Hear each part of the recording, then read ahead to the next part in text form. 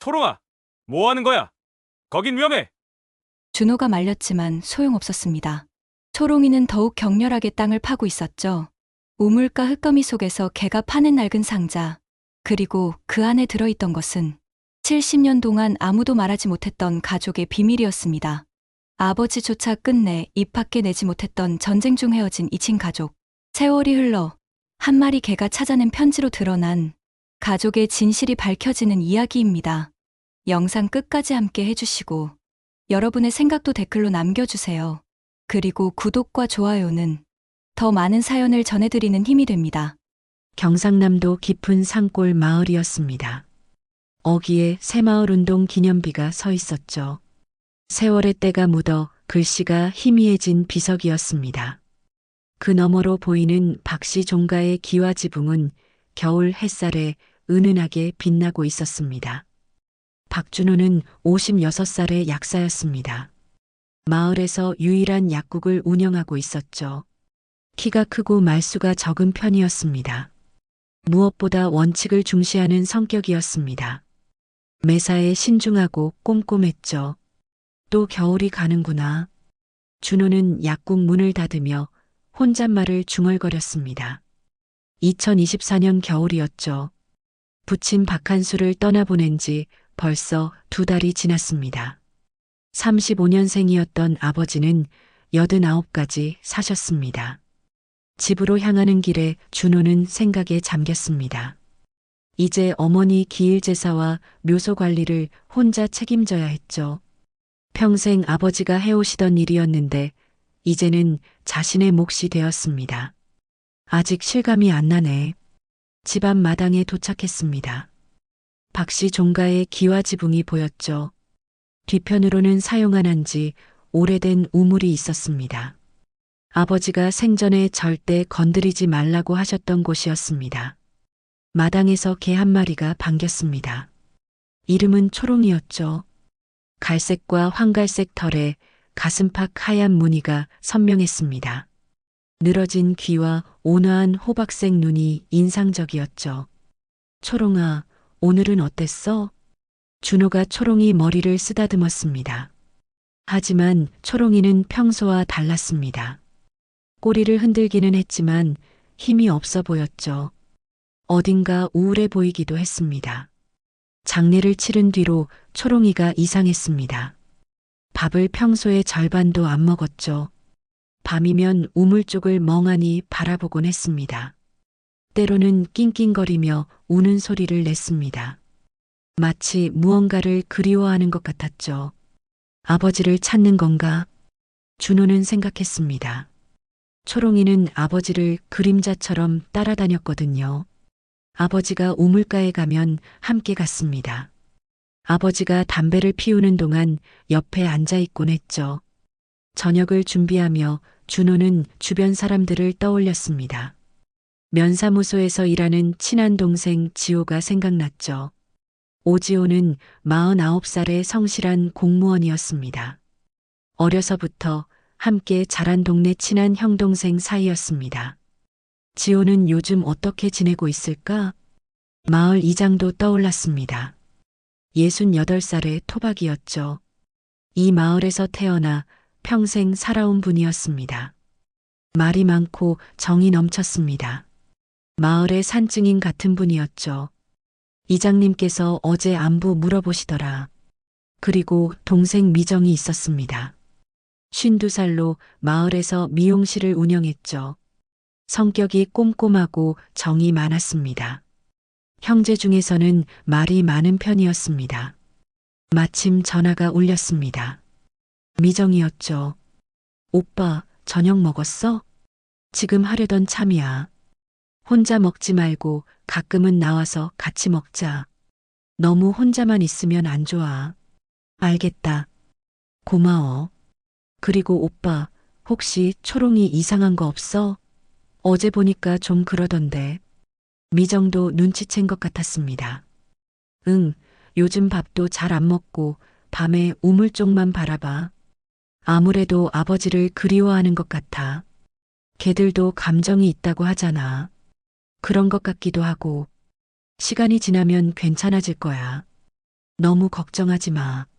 전화를 끊고 준호는 간단한 저녁을 먹었습니다. 혼자 사는 남자의 식사는 간단했죠. 라면에 계란 하나 넣은 것이 전부였습니다. 창밖을 바라보니 초롱이가 또 우물 쪽을 바라보고 있었습니다.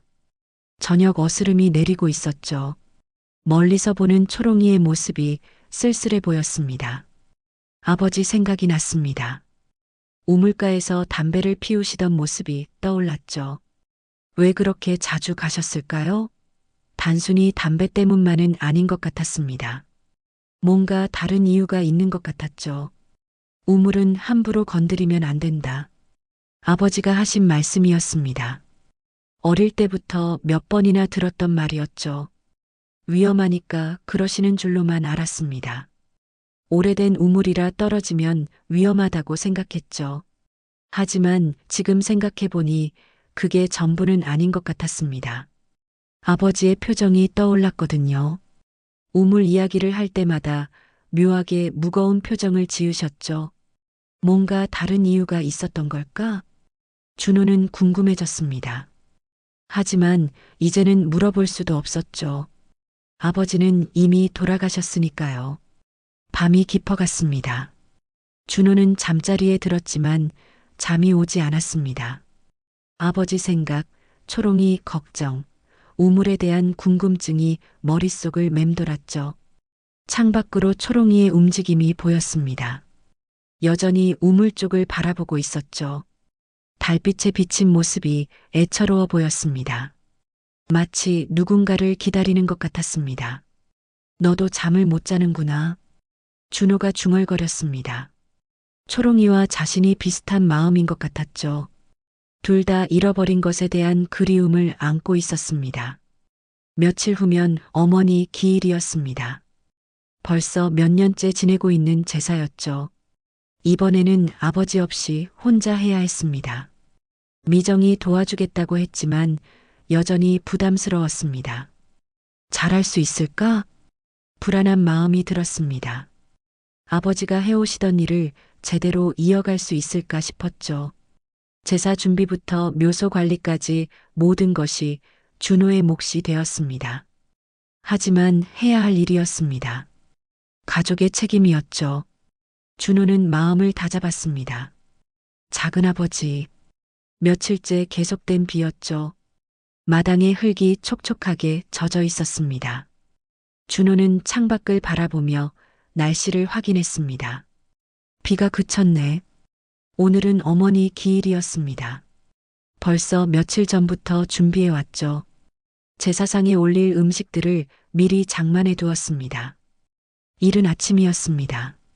준호는 평소보다 일찍 일어났죠. 제사 준비를 해야 했습니다. 혼자 하는 첫 번째 제사라 더욱 신경이 쓰였습니다. 초롱아, 아침이야.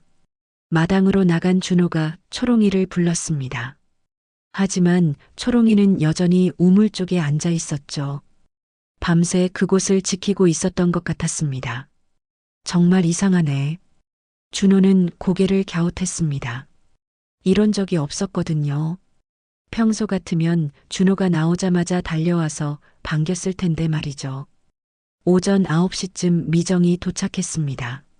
손에는 제사에 쓸 과일과 나물을 들고 있었죠. 차에서 내리며 큰 소리로 인사했습니다. 오빠 안녕. 고생했다. 빨리 들어와. 비가 많이 왔네. 길이 좀 미끄러웠어. 두 남매는 집안에서 제사상을 차리기 시작했습니다.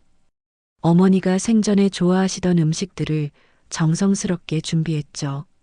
나물 무침, 전, 과일 등을 차례로 올렸습니다. 오빠, 이거 어떻게 놓는 거였지? 미정이 과일 배치를 물어봤습니다. 사과는 왼쪽, 배는 오른쪽. 아버지가 그렇게 하시더라. 아, 맞다. 그런데 혼자 하려니까 어렵지? 처음이잖아. 좀 그렇긴 해. 그래도 해야지 뭐. 제사상 준비를 하면서 두 사람은 옛 이야기를 나눴습니다. 어머니 생전 이야기, 아버지와의 추억들을 떠올렸죠. 엄마가 제일 좋아하시던 게 뭐였지? 미정이 물었습니다. 나물 무침. 특히 시금치 무침을 좋아하셨어. 맞아. 우리가 어릴 때 자주 해주셨지. 그때가 그립다. 제사상 준비가 끝나고 오전 11시에 제사를 지냈습니다. 어머니를 향한 그리움을 담아 정성껏 절을 올렸죠. 준호가 먼저 절을 하고 미정이 따라했습니다. 어머니, 건강하게 잘 지내고 있습니다. 준호가 마음속으로 기도했습니다. 아버지 곁에서 편히 계세요. 미정도 눈시울을 붉히며 절을 올렸죠. 두 사람 모두 감정이 북받쳐 올랐습니다. 제사가 끝나고 잠시 차를 마시며 쉬었습니다. 오랜만에 남매가 함께 앉아 이야기를 나눴죠. 오빠 요즘 어때? 혼자 지내기 괜찮아? 뭐, 그럭저럭이지. 적응하려고 노력하고 있어. 너무 무리하지 마. 가끔은 나한테 와서 밥도 먹고 그래. 알겠다. 그런데 초롱이는 왜 저래? 아까부터 우물 쪽만 바라보고 있어. 미정이 창밖을 바라보며 물었습니다. 초롱이가 우물 앞에 앉아 있는 모습이 보였거든요. 아버지 돌아가신 후로 계속 저러고 있어. 밤에도 저기 있고. 정말 이상하네. 예전엔 안 그랬는데. 나도 걱정돼. 밥도 잘 안 먹어. 병원에 한번 데려가 볼까? 좀 더 지켜보자.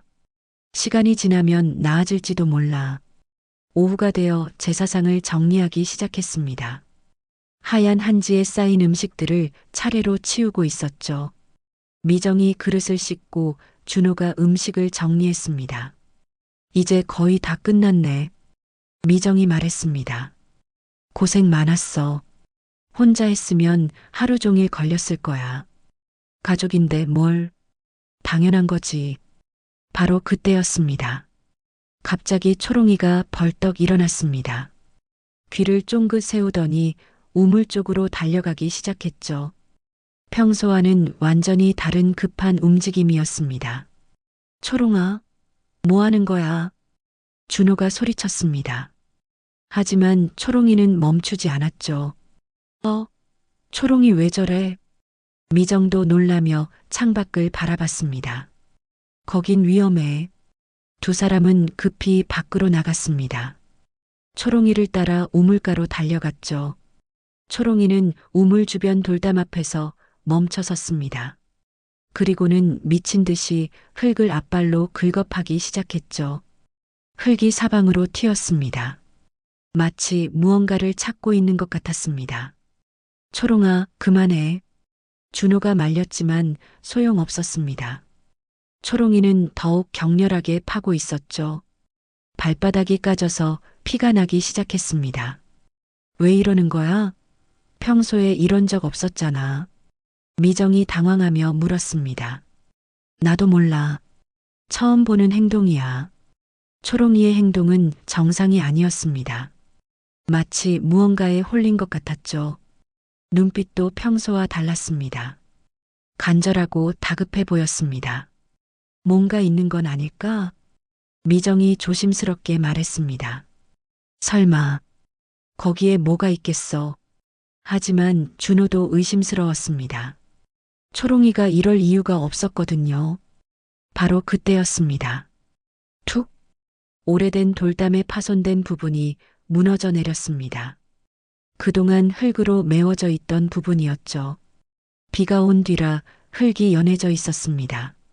초롱이는 더욱 열심히 그 틈을 파헤쳤습니다. 마치 목표를 향해 달려가는 것 같았죠. 저기 뭔가 있어. 미정이 소리쳤습니다. 정말로 뭔가 보였거든요. 녹슨 철제 상자의 모서리였습니다. 세월에 바래고 녹이 쓴 작은 상자가 흙 속에서 모습을 드러내고 있었죠. 크기는 신발 상자 정도였습니다. 준호는 숨이 막혔습니다. 심장이 빨리 뛰기 시작했죠. 이런 일이 일어날 줄은 꿈에도 생각하지 못했습니다. 오빠, 저게 뭐야? 미정의 목소리에는 당황함이 묻어 있었습니다. 준호 역시 어떻게 대답해야 할지 몰랐죠. 모르겠어. 초롱이는 이제 조금 진정된 듯 했습니다. 상자 주변을 맴돌며 낑낑거리는 소리를 냈죠. 마치 임무를 완수한 것처럼 보였습니다. 꼬리를 살짝 흔들고 있었습니다. 이런 게 여기에 왜? 준호가 중얼거렸습니다. 머릿속이 복잡해졌죠. 이 상자는 누가 묻어둔 걸까요? 언제부터 여기 있었던 걸까요? 아버지가 묻어두신 건가? 미정이 물었습니다. 잘 모르겠어. 아버지는 이런 말씀 한 적이 없어. 하지만 아버지가 우물가를 자주 찾으셨던 이유와 관련이 있을 수도 있겠다는 생각이 들었습니다. 일단 집에 가져가자. 준호가 말했습니다. 응, 그래야겠어. 준호는 조심스럽게 상자를 들어 올렸습니다. 생각보다 가벼웠죠. 하지만 묵직한 무언가를 담고 있는 느낌이었습니다. 뭔가 중요한 것들이 들어있을 것 같았습니다. 상자를 집 안으로 가져온 준호와 미정은 마루에 앉아 서로를 바라봤습니다. 초롱이도 옆에 앉아서 상자를 지켜보고 있었죠. 정말 열어봐도 될까? 미정이 조심스럽게 물었습니다. 모르겠어. 하지만 여기까지 온 거 열어보자. 준호가 결심을 굳혔습니다. 상자 뚜껑을 조심스럽게 열었습니다.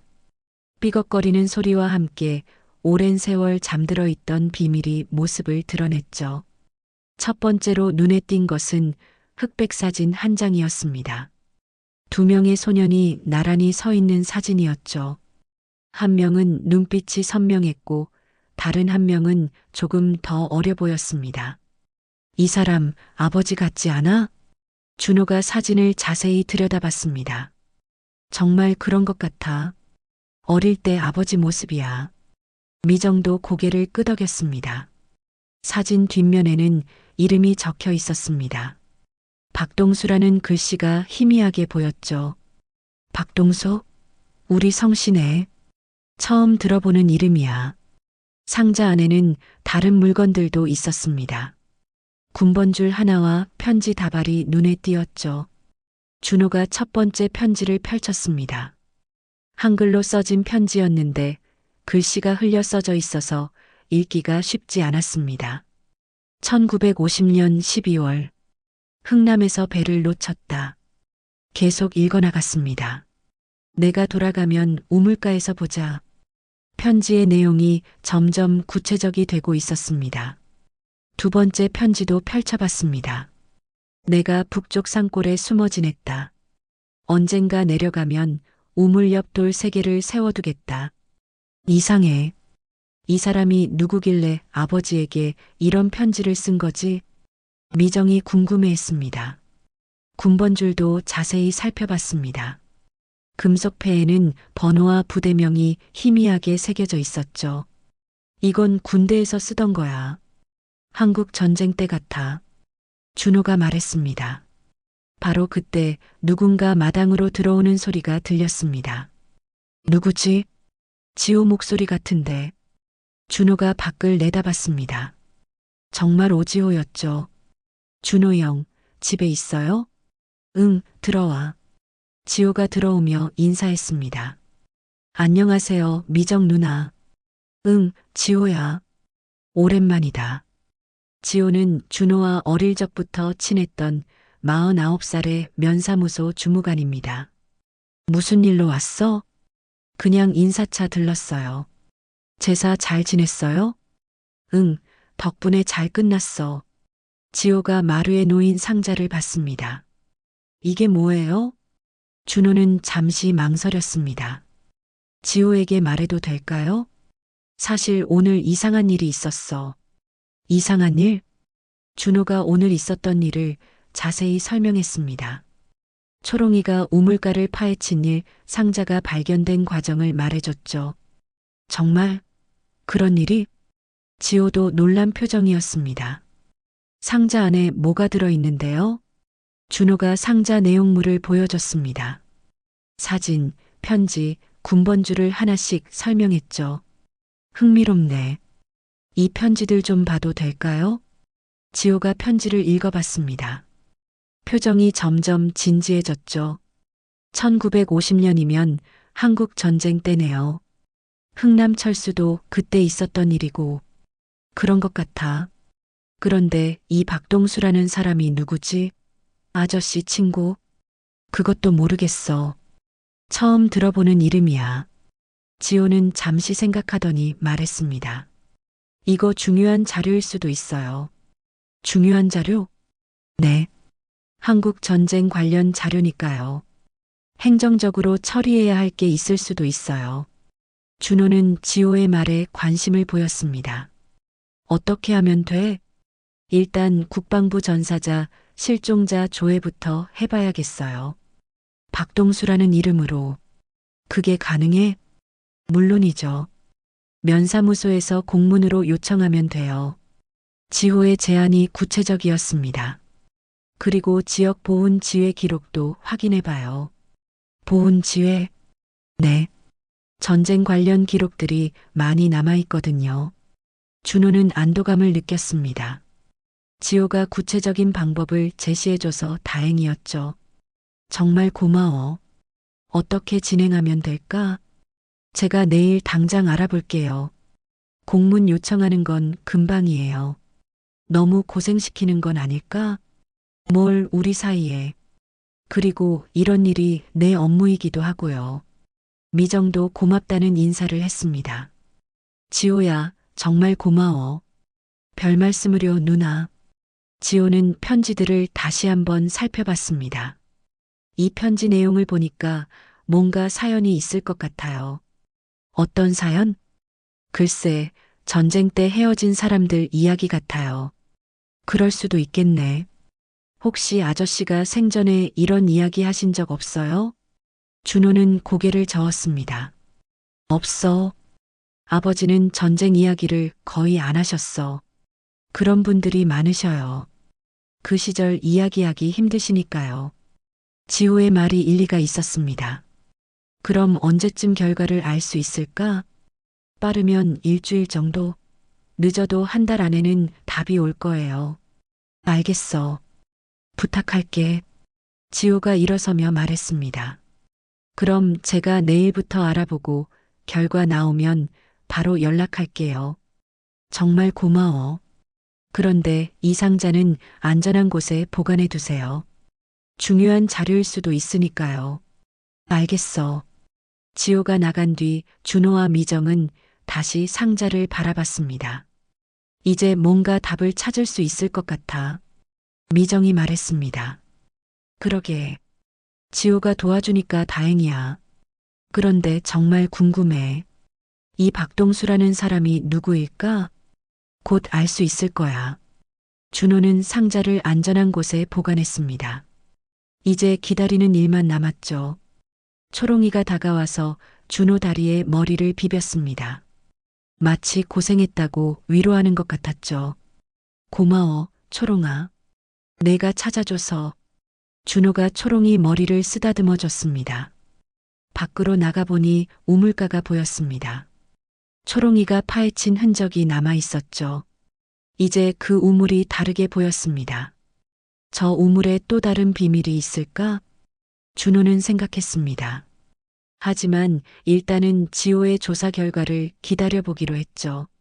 며칠이 지났습니다. 지호에게서 아직 연락은 오지 않았죠. 준호는 평소처럼 약국에서 일하며 기다리고 있었습니다. 오늘은 아버지 유품을 정리하기로 한 날이었습니다. 미정과 함께 아버지 방을 정리하기로 약속했거든요. 오빠 어디서부터 시작할까? 미정이 물었습니다. 옷장부터 할까? 그래, 그게 좋겠어.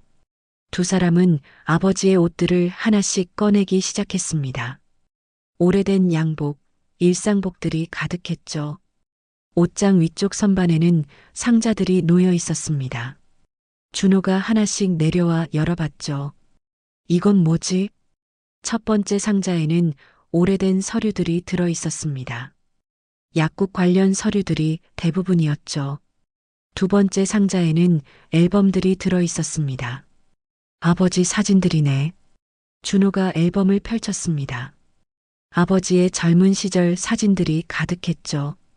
흑백 사진들이 대부분이었습니다. 앨범을 넘기다가 준호의 손이 멈췄습니다.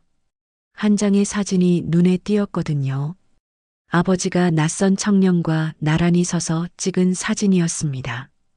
두 사람 모두 젊어 보였죠. 이 사람 누구지? 사진 속 청년은 아버지보다 조금 어려 보였습니다. 하지만 어딘가 닮은 구석이 있었죠. 형제 같아 보여. 미정이 말했습니다. 준호가 사진을 뒤집어 봤습니다. 뒷면에 무언가 적혀 있었죠. 막내, 언제나 건강해라, 마이너스 형 한수. 준호는 깜짝 놀랐습니다. 아버지의 필체였거든요. 막내. 준호는 중얼거렸습니다. 이상하네. 아버지가 누구를 막내라고 부른 거지? 미정도 궁금해했습니다. 아버지 형제는 큰아버지 한 분뿐인데 준호는 혼란스러웠습니다. 지금까지 알고 있던 가족관계와 다른 내용이었거든요. 혹시 이 청년이 박동수일까? 미정이 추측했습니다. 그럴 수도 있겠어. 나이도 비슷해 보이고. 바로 그때 밖에서 차 소리가 들렸습니다. 누군가 마당으로 들어오는 소리였죠. 누구지? 미정이 창밖을 내다봤습니다. 사촌형이야. 준호의 얼굴이 굳어졌습니다. 박태수는 60살로 공기업에서 일하고 있었습니다. 곧 감사 내정자로 발표될 예정이었죠. 태수가 문을 두드렸습니다. 준호야 있나? 네, 형. 들어오세요. 태수가 들어오더니 미정에게도 인사했습니다. 그리고는 바로 본론으로 들어갔죠. 삼촌 유품 정리하고 있구나. 네, 이제 해야 할 때가 된 것 같아서요. 잘했어. 빨리 정리하는 게 좋아. 태수의 말에는 무언가 재촉하는 뉘앙스가 있었습니다. 그런데 삼촌 재산 정리는 언제 할 거야? 갑작스러운 질문에 준호는 당황했습니다. 재산 정리요? 응. 집이랑 땅 말이야. 아직 생각해보지 못했어요. 빨리 해야지. 상속 신고도 해야 하고. 태수는 계속 재산 이야기를 꺼냈습니다. 그런데 혹시 삼촌이 남긴 중요한 서류 같은 건 없어? 어떤 서류요? 유언장이나 특별한 문서 말이야. 태수가 집안을 둘러보며 물었습니다. 그런 건 아직 못 봤어요. 그럼 다행이야.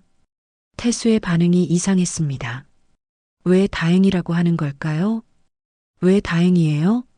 아니야. 그냥 복잡한 절차 없이 깔끔하게 정리되면 좋겠다는 뜻이야. 태수의 설명이 석연치 않았습니다. 혹시 다른 가족들한테 남길 게 있나 싶어서. 다른 가족들요? 그러니까 우리가 모르는 친척이나 그런 사람들 말이야. 준호는 태수의 말이 이상하다고 생각했습니다.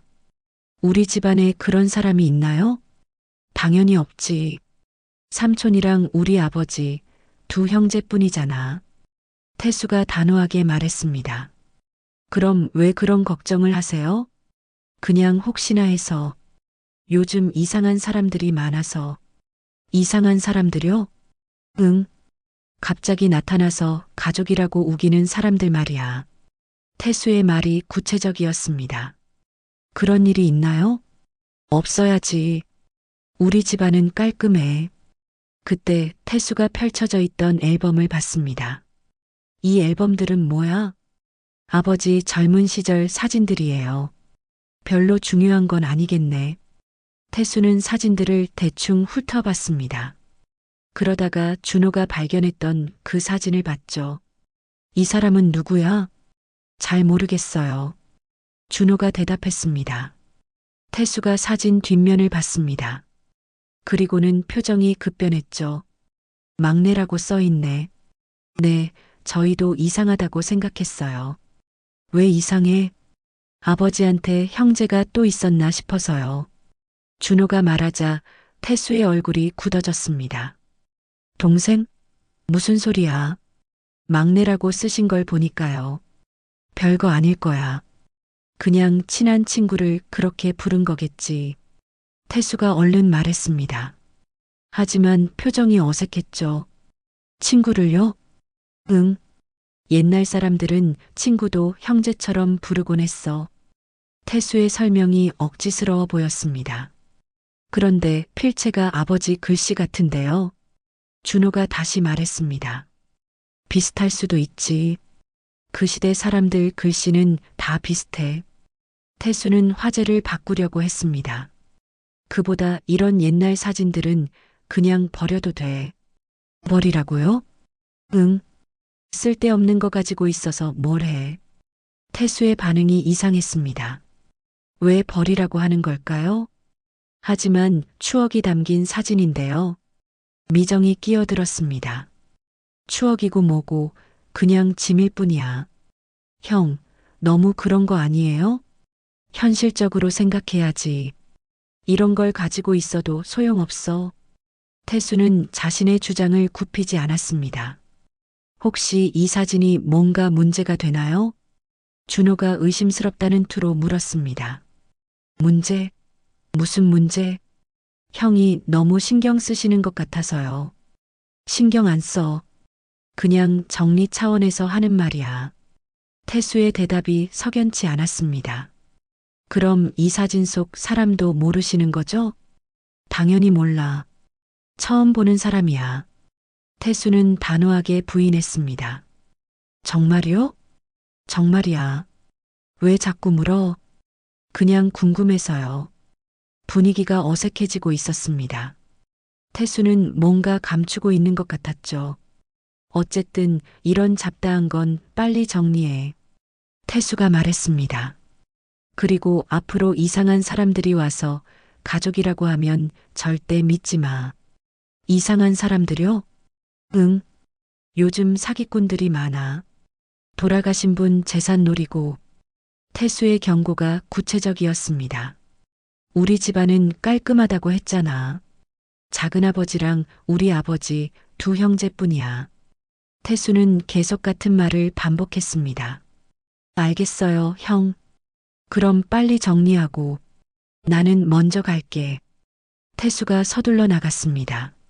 남은 준호와 미정은 서로를 바라봤습니다. 형이 왜 저렇게 신경질적이지? 뭔가 숨기는 것 같아.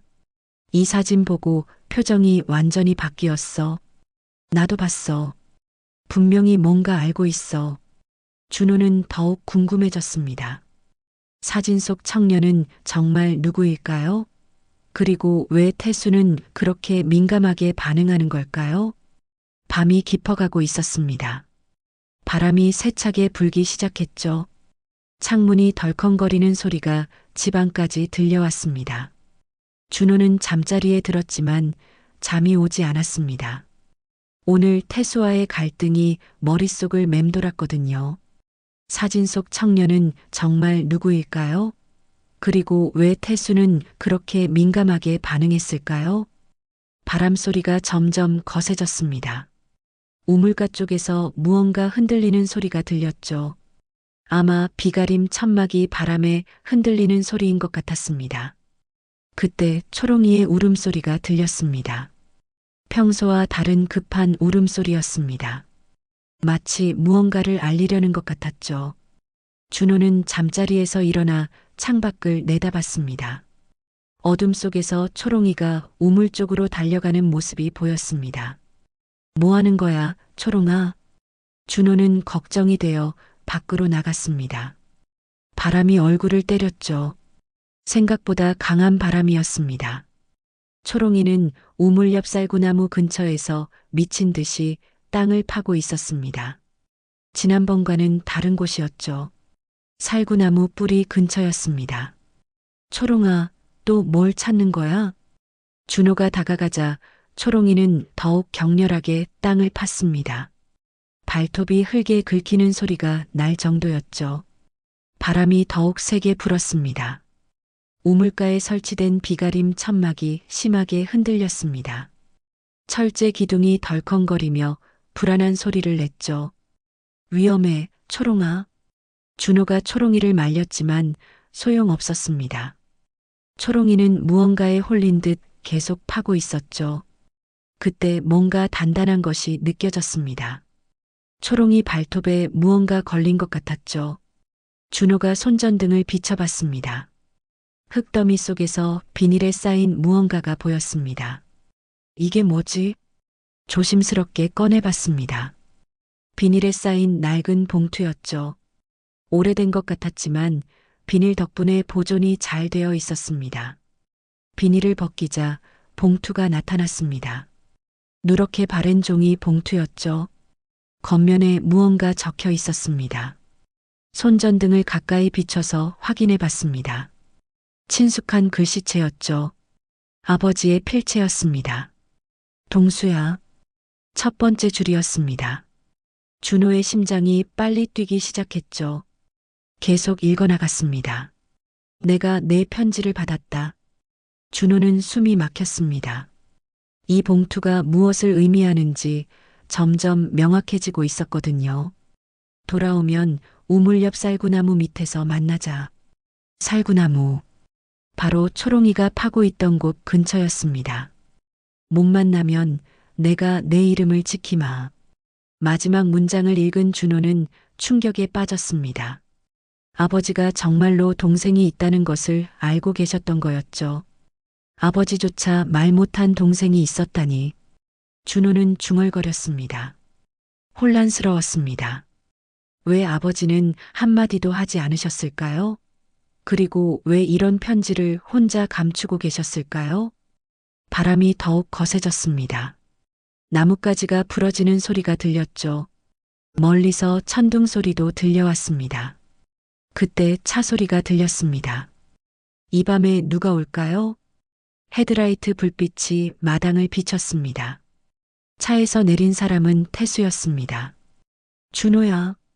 태수가 큰 소리로 불렀습니다. 목소리에는 분노가 섞여 있었죠. 형, 이 밤에 왜, 뭘 또 파헤치고 있는 거야? 태수가 달려왔습니다. 손에는 우산을 들고 있었지만 이미 비에 젖어 있었죠. 이게 뭐야? 태수가 준호 손에 든 봉투를 봤습니다. 그리고는 얼굴이 창백해졌죠. 형, 이거 봐요. 아버지가 쓰신 편지예요. 편지? 태수가 봉투를 뺏어서 읽어봤습니다.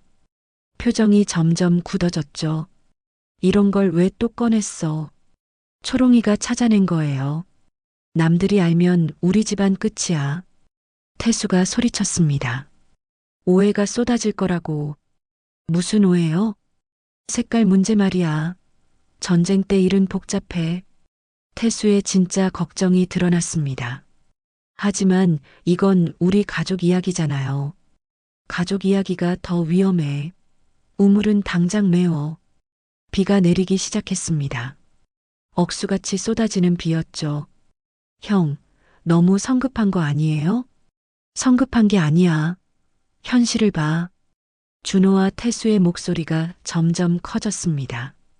이런 일이 알려지면 우리 모두 곤란해져. 그래도 진실은 밝혀야죠.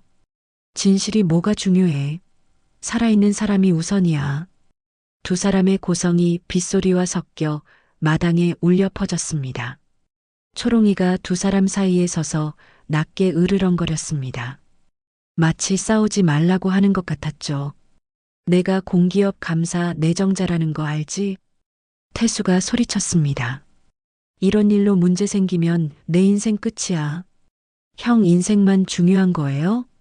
준호도 지지 않고 맞섰습니다. 돌아가신 분의 명예는 어떻고요? 명예고 뭐고 없어. 죽은 사람은 말이 없잖아. 태수의 말이 너무 냉정했습니다. 비가 더욱 세게 내렸습니다. 두 사람 모두 비에 흠뻑 젖었죠. 형, 너무하세요. 너무한 게 아니야. 현실적으로 생각하는 거지. 그럼 아버지는 왜 이 편지를 숨겨두셨을까요? 준호가 물었습니다. 모르겠어. 그런 건 중요하지 않아. 중요해요. 이게 아버지의 마지막 유언일 수도 있어요. 유언이고 뭐고 관심 없어. 태수는 자신의 입장만 고집했습니다. 갈등이 걷잡을 수 없이 커지고 있었습니다. 집안 전체가 흔들리는 위기였죠. 우물 메우는 것도 내가 해줄게. 태수가 마지막으로 소리쳤습니다. 내일 당장 업체 불러서 메워버릴 거야. 형, 그럴 권리가 있어요? 당연히 있어. 나도 이 집안 사람이야. 비바람이 더욱 거세졌습니다. 번개가 하늘을 가르며 번쩍였죠. 두 사람은 서로를 노려보며 서 있었습니다. 초롱이만 그 사이에서 불안하게 왔다 갔다 했죠. 이 밤의 폭풍은 단순한 날씨가 아니었습니다. 오랫동안 숨겨져 있던 가족의 비밀이 터져나오면서 벌어진 감정의 폭풍이었죠. 비가 그치고 아침이 밝았습니다. 어젯밤의 폭풍이 거짓말처럼 잦아들었죠. 하지만 준호의 마음은 여전히 복잡했습니다. 태수와의 갈등 이후 준호는 결심을 굳혔습니다. 작은아버지의 행방을 정확히 추적해 보기로 한 거죠. 오전에 지호에게 전화를 걸었습니다. 지호야, 보훈 지회조사 결과 나왔어? 네, 어제 오후에 왔어요. 이따가 보여드릴게요. 고마워. 1시간 후 두 사람은 만났습니다. 얼굴에는 심각한 표정이 어려 있었죠. 준호 형, 이거 보시면 놀라실 거예요. 지호가 서류를 펼쳐놓았습니다. 박동수, 1938년생. 한국 전쟁 당시 실종으로 기록되어 있어요. 실종이요? 네. 흥남철수 때 본가와 흩어졌다고 되어 있어요. 지호가 계속 설명했습니다. 그 이후 민간인 대피를 돕다가 행방불명됐다고 하네요. 그럼 정말 우리 작은아버지가 맞네요. 그런 것 같아요. 그런데 더 중요한 게 있어요. 지호가 다른 서류를 꺼냈습니다. 보훈지회에서 추가 자료를 찾았는데요. 박동수가 전쟁 후에도 살아있었다는 기록이 있어요. 살아있었다고요? 네. 북쪽에서 남쪽으로 내려온 기록이 있어요. 1950년대 중반쯤이요. 준호는 놀랐습니다. 그럼 작은아버지가 살아서 돌아오셨다는 말일까요? 그런데 가족을 찾지 못하고 혼자 살았다고 되어 있어요. 왜 가족을 찾지 못했죠? 그때는 이산 가족 찾기가 거의 불가능했거든요. 특히 전쟁 때 실종된 사람들은요. 이 자료는 나중에 취합된 자료들이에요. 지호의 설명이 계속되었습니다. 박동수는 경상북도 어느 산골에서 홀로 살았대요. 농사를 지으며요. 그럼 아버지는 모르셨던 건가요? 모르셨을 수도 있어요. 그때는 연락수단이 제한적이었으니까요. 그래서 편지를 남기신 거네요. 준호는 어젯밤 발견한 편지를 떠올렸습니다. 그런데 더 안타까운 게 있어요. 지호의 목소리가 무거워졌습니다. 박동수는 1970년에 돌아가셨어요. 병을 얻어서요. 1970년이면 아버님이 돌아가시기 한참 전이에요. 끝내 형제가 만나지 못한 거죠. 준호는 가슴이 아팠습니다. 아버지가 평생 그리워하며 살다가 끝내 만나지 못했다니. 그런데 더 놀라운 게 있어요. 지호가 마지막 서류를 꺼냈습니다. 박동수의 유품이 보관되어 있대요. 경북 어느 절에요. 유품이요? 네. 박동수가 돌아가시기 전에 절 주지스님께 맡기셨다는 거예요. 어떤 유품들인가요? 일기장이랑 편지들, 그리고 군번줄 같은 거라고 되어 있어요. 준호는 흥분했습니다. 작은아버지의 직접적인 기록이 남아있다는 것이었죠. 그 절에 가볼 수 있을까요? 물론이죠. 제가 연락해 볼게요. 오후에 이장님이 찾아왔습니다. 어젯밤 소동을 들으셨나 봤죠. 준호야, 어젯밤에 무슨 일이 있었나? 이장님 앉으세요. 준호가 어제 발견한 편지와 보훈 지회조사 결과를 모두 말씀드렸습니다. 이장님의 얼굴이 점점 어두워졌습니다. 역시 그랬구나. 이장님도 아셨어요? 어느 정도는. 하지만 확실하지 않아서 말하지 못했지. 이장님이 떨리는 목소리로 말씀하기 시작하셨습니다. 그때 박간의 집안은 세 형제였어. 정수, 한수, 동수. 세 형제요? 맞아. 정수가 맞이고 한수가 둘째, 동수가 막내였지. 준호는 처음 듣는 이야기였습니다. 그런데 전쟁이 터지면서 모든 게 엉망이 됐어. 이장님의 고백이 계속되었습니다. 그날 우리 어른들은 정수랑 한수를 살리려고 막내 동수를 숨겼다. 숨겼다고요? 그때 누명 쓸까봐 무서웠거든. 색깔론 때문에 집안 전체가 위험할 수 있었어. 그래서 동수만 따로 피신시킨 거군요. 맞아. 그런데 그게 마지막이 됐지. 이장님이 한숨을 내쉬셨습니다. 정수도 한수도 평생 죄진 사람처럼 살았어. 막내를 지키지 못했다고 생각하셨거든. 큰아버지도 아셨던 거예요? 당연히 아셨지. 하지만 입을 다물고 사셨어. 모두가 그랬어. 준호는 이제 태수의 반응을 이해할 수 있었습니다. 그래서 태수 형이 그렇게 반대하는 거군요. 태수도 어느 정도 알고 있을 거야. 아버지한테서 들었을 테니까. 이장님이 계속 말씀하셨습니다.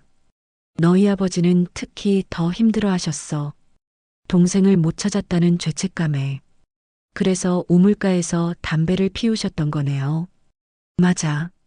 동생을 그리워하며. 준호는 이제 모든 것이 이해되었습니다. 아버지가 평생 말 못한 건 미안해서였던 거죠. 잃어버린 동생을 끝내 못 찾았던 한이 있으셨던 거네요. 그래서 내가 찾아낸 게 더욱 의미가 있는 거야. 이장님이 위로의 말씀을 해주셨습니다. 이장님, 저는 결심했어요. 준호가 단호하게 말했습니다. 우린 이제라도 기억해야 한다고 생각해요. 그래, 맞는 말이야.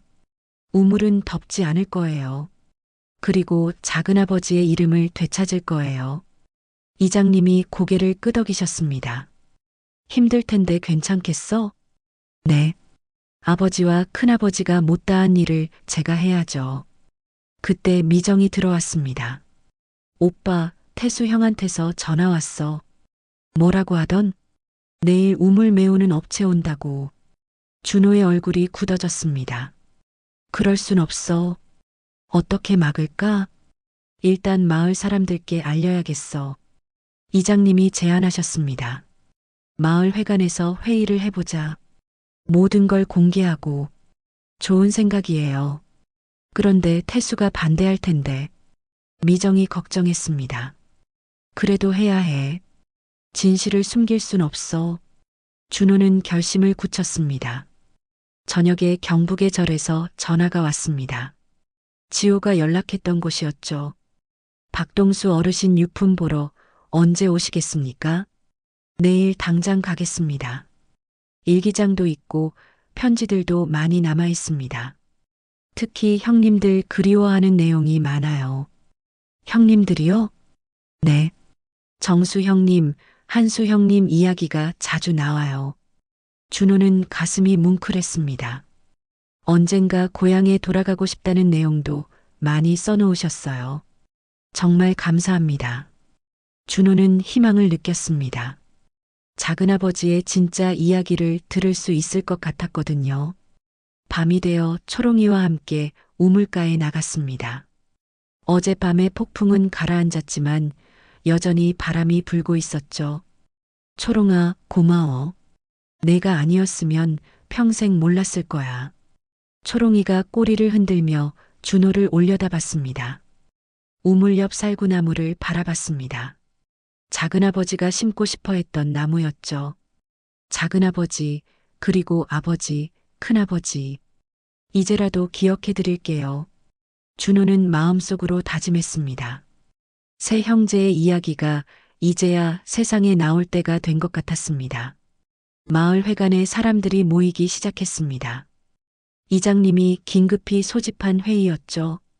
준호는 긴장한 마음으로 회관에 들어섰습니다. 오늘 무슨 일로 모였다는 거야? 글쎄, 이장님이 중요한 일이라고 하시던데. 마을 어른들이 웅성거리고 있었습니다. 준호는 상자를 들고 앞자리에 앉았습니다. 작은아버지의 편지와 군번줄, 그리고 어제 발견한 아버지의 편지까지 모든 증거를 가져온 거죠. 미정과 지호도 함께 왔습니다. 지호는 보훈 지회 자료를 정리해서 가져왔죠. 준호 형, 준비 다 됐어요? 지호가 조심스럽게 물었습니다. 응, 이제 모든 걸 공개해야 해. 바로 그때 태수가 들어왔습니다. 얼굴이 굳어 있었죠. 뭘 하려는 거야? 태수가 준호에게 다가왔습니다. 형, 진실을 말하려고 해요. 진실? 무슨 진실? 작은아버지 이야기요. 태수의 얼굴이 창백해졌습니다. 그런 말 하지 마. 왜요? 사실인데. 사실이 아니야. 우리 집안에는 우리 아버지랑 한수 삼촌 두 분만 계셨어. 태수가 거칠게 주장했습니다. 이제 와서 숨겨진 작은아버지 들먹이며 우리 가문 흔들지 마라. 목소리가 점점 커졌습니다. 이장님이 일어나서 회의를 시작했습니다. 오늘 중요한 이야기를 하려고 여러분을 모셨습니다. 무슨 이야기인지 먼저 들어보자. 마을 어른 중 한 분이 말씀하셨습니다. 준호가 일어났습니다. 지난 며칠 동안 우리 집 우물가에서 이상한 일들이 벌어졌습니다. 이상한 일? 초롱이가 우물가를 파헤쳐서 오래된 상자를 발견했어요. 준호가 상자를 꺼내 보여줬습니다. 이 상자 안에는 박동수라는 분의 편지와 군번줄이 들어 있었습니다. 박동수? 마을 어른들이 웅성거렸습니다. 혹시 그 이름 기억하시는 분 계세요? 이장님이 물으셨습니다. 한 어르신이 손을 들었습니다. 나는 기억해. 정수 한순의 막내 아들이었지. 맞습니다. 이장님이 고개를 끄덕이셨습니다. 전쟁 때 실종된 그 젊은이 말이야? 네, 그분입니다. 준호는 편지를 꺼내 읽기 시작했습니다. 한수야, 1950년 12월. 흥남에서 배를 놓쳤다. 회관이 조용해졌습니다. 내가 돌아가면 우물가에서 보자. 준호의 목소리가 떨렸습니다. 이건 우리 아버지에게 보낸 편지입니다. 작은아버지라고?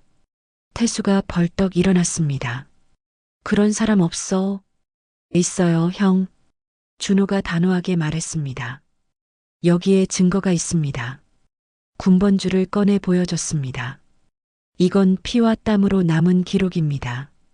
그분도 아버지의 형제이고 우리의 작은아버지입니다. 태수는 할 말을 잃었습니다. 그리고 이것도 있어요. 준호가 어젯밤 발견한 아버지의 편지를 꺼냈습니다. 동수야, 내가 내 편지를 받았다. 준호가 읽어주자 회관이 숙연해졌습니다. 돌아오면 우물 옆 쌀구나무 밑에서 만나자. 못 만나면 내가 내 이름을 지키마. 마지막 문장에 여러 어른들이 눈시울을 붉혔습니다. 한수가 그런 편지를 남겼다고? 네. 아버지도 작은아버지를 평생 그리워하셨던 거예요. 지호가 나서서 보훈 지회 자료를 설명했습니다. 공식 기록에도 남아 있어요. 박동수, 한국 전쟁 당시 실종. 그 후 혼자 살다가 1970년에 돌아가셨다고 되어 있어요. 태수가 마지막으로 저항했습니다. 그래도 이런 일을 공개하면 안 돼. 왜 안 되는데요? 오해가 생길 수 있어. 어떤 오해요? 준호가 되물었습니다. 그때는 복잡한 시절이었어. 복잡해도 가족은 가족이잖아요. 준호와 태수의 대립이 다시 시작되었습니다. 형, 왜 그렇게 숨기려고 하세요? 숨기는 게 아니야. 현실적으로 생각하는 거지. 현실보다 중요한 게 있어요. 뭐가? 기억입니다. 그리고 가족에 대한 사랑이요. 태수는 더 이상 말하지 못했습니다. 이장님이 오래된 상자를 내놓았습니다. 내가 평생 간직했지. 뭐가 들어있어요? 살구나무 씨앗이다. 모두가 놀랐습니다. 동수가 떠나며 건넸다더라. 이장님의 목소리가 떨렸습니다. 한수가 돌아오면 심어달라고 했는데 못했다. 언젠가 형님이 돌아오면 함께 살구나무 아래 앉아 이야기하고 싶다고 했지. 준호는 눈시울이 붉어졌습니다. 이제 우리가 심겠습니다. 그래, 그래야 한다. 마을 어른들도 고개를 끄덕였습니다. 태수가 처음으로 무릎을 꿇었습니다. 작은아버지, 늦었지만 이름을 되찾아드리겠습니다. 태수의 목소리가 떨렸습니다. 회관이 조용해졌습니다. 오랫동안 숨겨져 있던 진실이 마침내 빛을 보는 순간이었죠. 그럼 우물은 어떻게 할까? 한 어르신이 물으셨습니다. 보강에서 안전하게 만들고 옆에 표지석을 세우면 어떨까요? 준호가 제안했습니다. 좋은 생각이다. 찬성합니다. 마을 사람들이 동의했습니다. 그럼 투표로 결정하자. 이장님이 제안하셨습니다. 우물 보강과 표지석 설치에 찬성하시는 분? 대부분의 손이 올라갔습니다. 태수도 마지못해 손을 들었습니다. 만장일치로 가결됐습니다. 박수 소리가 울려 퍼졌습니다. 준호는 안도의 한숨을 내쉬었습니다. 마침내 작은아버지의 이름을 되찾을 수 있게 된 것입니다. 초여름이 왔습니다. 마을에는 녹음이 우거지고 새들의 지저김이 들려왔죠. 우물가에는 많은 변화가 있었습니다. 지난주 경상북도 산골의 작은 절을 다녀온 준호는 아직도 그때의 감동을 잊을 수 없었습니다. 반세기 넘게 작은아버지의 유품을 보관해 주신 주지스님의 따뜻한 마음이 고마웠거든요. 이분이 돌아가시기 전에 꼭 당부하셨어요. 언젠가 가족이 찾으러 오면 이 물건들을 꼭 전해달라고. 주지스님의 말씀이 아직도 귓가에 왔습니다. 절에서 가져온 작은아버지의 유품들은 정말 소중한 것들이었습니다. 낡은 일기장, 형님들에게 보내지 못한 편지들, 그리고 고향 흙을 담은 작은 주머니까지 있었죠. 일기장에는 작은아버지의 마음이 고스란히 담겨 있었습니다. 1958년 3월. 오늘도 형님들 생각이 난다. 정수 형님은 건강하실까? 한수 형님은 장가는 가셨을까? 1965년 5월. 몸이 많이 아프다. 고향에 돌아가고 싶지만 이제는 힘들 것 같다. 1967년 8월. 살구나무 꿈을 꾸었다. 어릴 때 형님들과 함께 살구를 따먹던 그 나무. 언젠가 다시 그 나무 아래 앉고 싶다. 준호는 일기를 읽을 때마다 눈물이 났습니다. 작은아버지가 평생 가족을 그리워하며 살았다는 것이 너무 안타까웠거든요.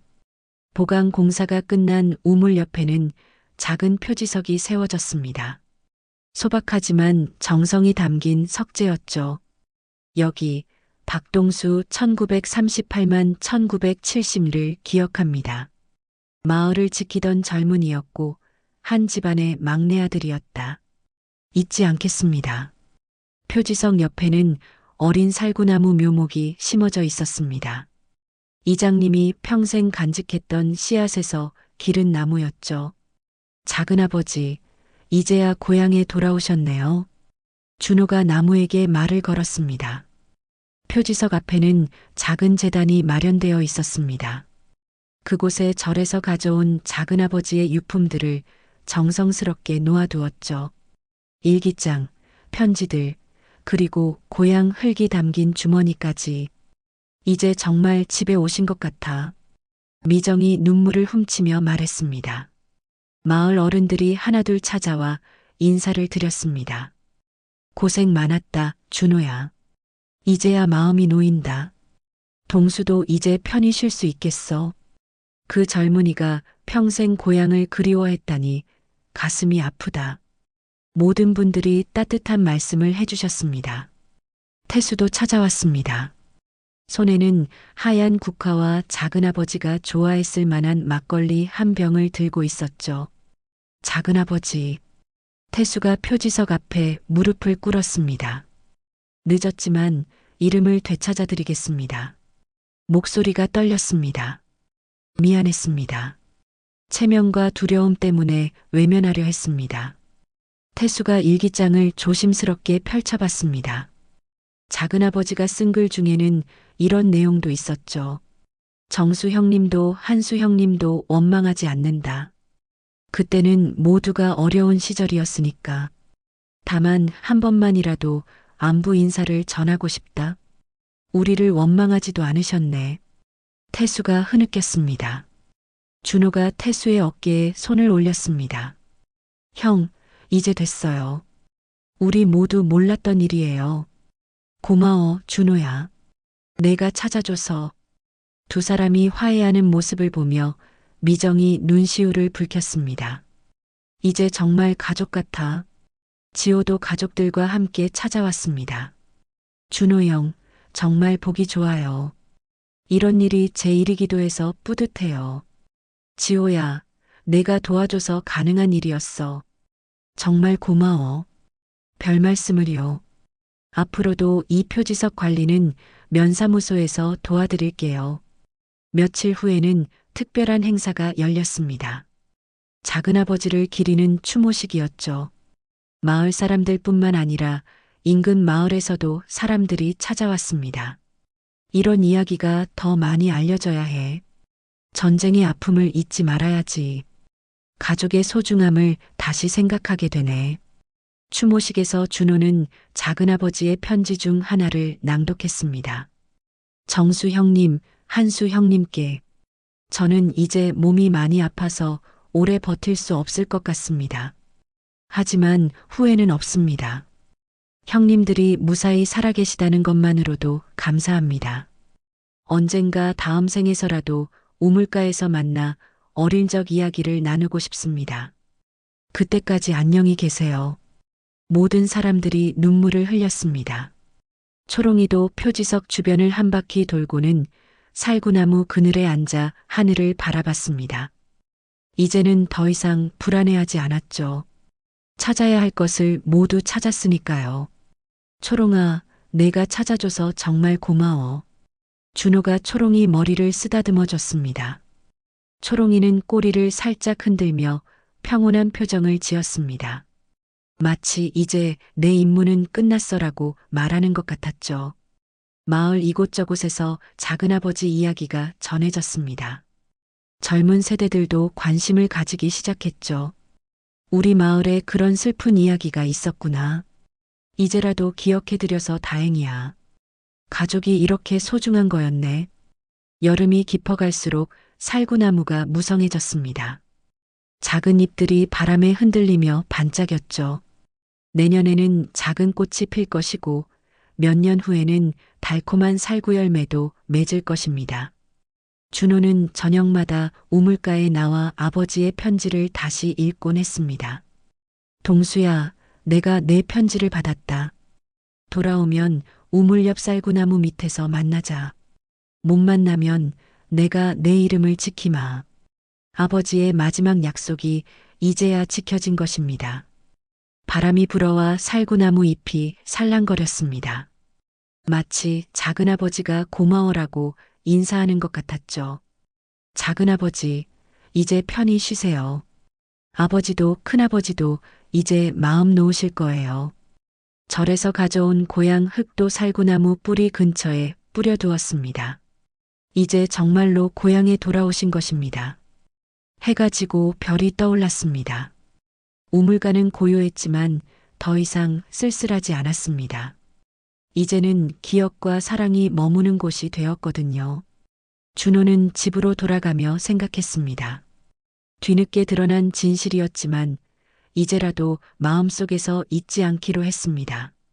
가족이란 피를 나눈 것만이 아니라 서로를 기억해주는 마음이었으니까요.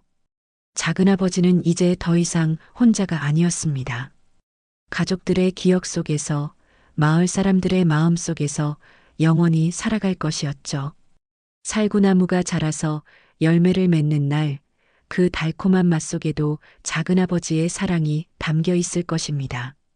초롱이는 여전히 나무 그늘에서 하늘을 바라보고 있었습니다. 평온한 표정으로 말이죠. 모든 것이 제자리를 찾은 것 같았습니다. 여러분의 마음을 어루만지고 속 시원히 풀어드리는 이야기로 다시 찾아오겠습니다. 오늘 사연이 마음에 닿으셨다면 소중한 분들과 공유해 주시고 구독, 좋아요로 많은 응원 부탁드립니다.